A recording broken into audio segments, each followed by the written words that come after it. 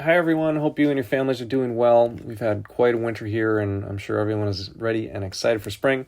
Every year around this time, I always like to send out a quick year in review of our local market and a look ahead into the spring, just so that you can all continue to remain informed and have an understanding of all the changes or maybe lack of changes happening regarding real estate in Western New York. Obviously, local residential real estate is something that affects all of us at one time or another, and it's something everyone loves to talk about. So hopefully by giving you some info here, you'll be in a good spot to have a more informed conversation if it comes up, or at least you'll have some of your own questions answered. So here's what happened in 2025. Without getting too far into the weeds with stats, we'll take a look at our usual areas of interest and the corresponding trends. Typically, the things we're looking at, which are most important to buyers, sellers, and homeowners, are the average and median sale prices, the percent of list price received, and the inventory levels.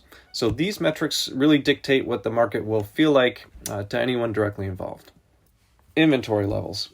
We express this in months supply, or the amount of time it would take for everything to sell if no new properties were listed. For context, a 4 to 6 month supply is considered a balanced market. Under 4 would be labeled as a seller's market, which we are at, and 6 or more would be considered a buyer's market.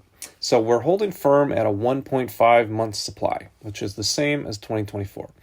If we are looking for that statistically balanced market at a 4-month supply, really we're looking all the way back to 2017 and before, or really 2015 and before for Erie County. So we all know it's been a seller's market in Western New York for some time now, and this clearly continues to illustrate that. Though the inventory levels are basically the same, closed sales increased 2.5% and new listings increased 5% from the year before. So if this trend continues, we should see inventory levels continue to increase, which, I mean, they have been crawling for years since our kind of 2021 low point under 1, as you can see in the graph there. But increased inventory or supply should help move towards that more balanced market. I know buyers would really appreciate that at this point, but I don't expect that a dramatic change will be happening anytime soon. The average sale price is up about 7.3%, which is basically the same rate of increase from the year before. Along with that, the average percent of list price received by sellers stayed the same as it's been since around 2023, basically 104%, plus or minus a few tenths year to year. So pricing has gotten a little more accurate, but the low supply and high buyer demand basically keeps good properties competitive and selling really quickly over list price. A few quick notes about price ranges or price tiers that I thought were interesting. The $200,000 to $300,000 range has the lowest average days on market at 19. The median is actually closer to 9, which is probably a more realistic or tangible number for a typical house. But $200,000 to $300,000 is the most competitive price range you're going to find in our area.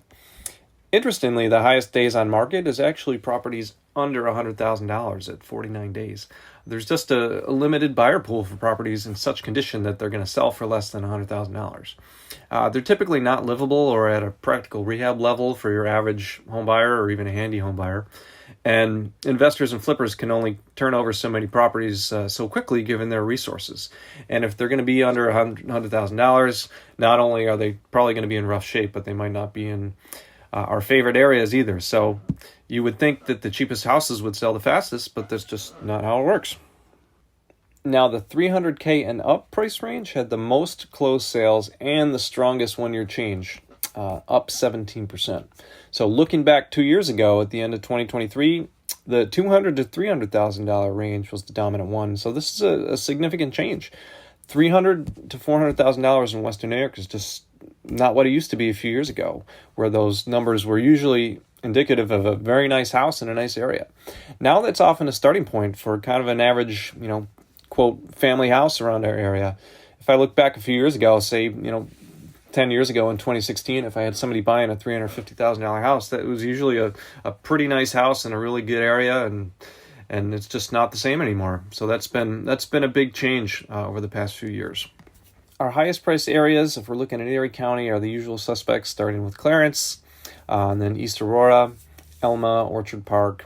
These are obviously very attractive areas, great schools, safe, and they also have lots of larger, higher priced homes, often newer builds with land and space, which can really contribute to those higher sale prices. So that's a quick look at how things went in 2025. Looking ahead, it's generally expected that inventory will continue to rise a bit as we head into spring and summer. Given the time of year, it always does, but more buyers also enter the market as well. So we'll keep an eye on things and see if anything changes dramatically, but I think that's probably unlikely given how stable our market tends to be in Western New York. I'll be in touch with an update in the spring, and we'll see if certain trends are changing more than others. And as always, please feel free to reach out if I can ever help with anything, or just to catch up on how your lives are going. I love always hearing about the kids, if you're doing any work in the house, jobs. All that stuff is a lot more interesting than real estate, of course. So if you have any friends or family considering a move, please send them my way. I'm always happy to chat, answer any questions, or just provide some general guidance to help with the decision making, whether it's in the short or the long-term future. So thanks very much, and take care, everyone.